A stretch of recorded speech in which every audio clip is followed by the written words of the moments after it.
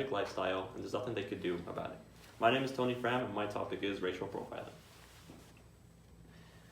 For my thesis, it is that racial profiling strips individuals of their deserved rights.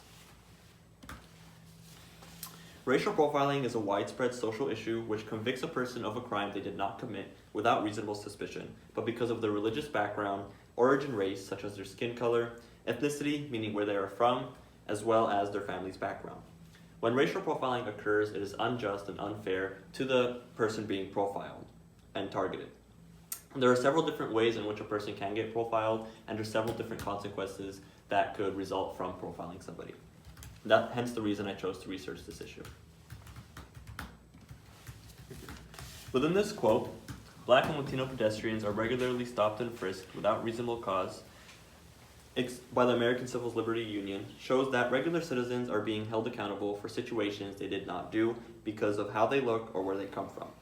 A real-life example of this was back in 2015 in North Carolina, where a 26-year-old male named Rufus Scales and his younger brother Devin were pulled over for an expired license plate. This should have resulted in a simple traffic stop, but with the slightest movement, Rufus was tased, paralyzed for a short moment, pulled out of the vehicle, and dragged across the asphalt, suffering a busted lip, which required 6 stitches. This happened back in 2015, but today, the two brothers both said that they never leave the house without a camera just in case something goes wrong like that, and whenever they see an officer in their patrol cars, they no longer feel safe. Racial profiling puts victims at a social disadvantage, raising the risk of stress within themselves, making it very difficult for them to overcome profiling. With this, people tend to put up with unhealthy coping habits such as smoking, drinking. They develop long-term stress as well as drug abuse. People who have been using these unhealthy coping strategies are not only individuals who have been profiled, but they're people or individuals who believe they're on the verge of being victimized. In this quote, the DOJ concluded that the brunt of police actions and abuses tended to fall disproportionately on African Americans. Almost 90% of use of force incidents were against blacks by William Dudley. Talks about how officers are purposefully targeting individuals based on their appearance in addition to their racial and ethnic backgrounds.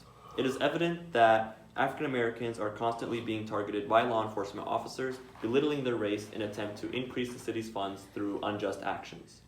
Officers are purposefully racially profiling individuals of non-white backgrounds as a result of racially motivated stereotypes. This causes several different consequences within the society, resulting in the community's rebellion towards the law enforcement officers. And as I mentioned before, racial profiling is a widespread social issue, and there are several innocent people being targeted and ethnic groups being targeted by the American law enforcement as well as other white individuals. Types of ethnic groups being targeted include Asians, Arabs, Latinos, as well as African American individuals. There is a range of different racial profiling cases, including unlawful detainments, which lead to a simple traffic ticket, or a court trial, or voluntary manslaughter by the United States law enforcement officers. Within this graph, it shows the people who have experienced the threat or use of force when they were most recently approached by a police officer, and it lists them with Black, Hispanic, others, including Asians and Arabs, and then they compare it to white citizens. And as you can see, the Black bar is all the way up there, as well as Hispanic and others, much higher than the white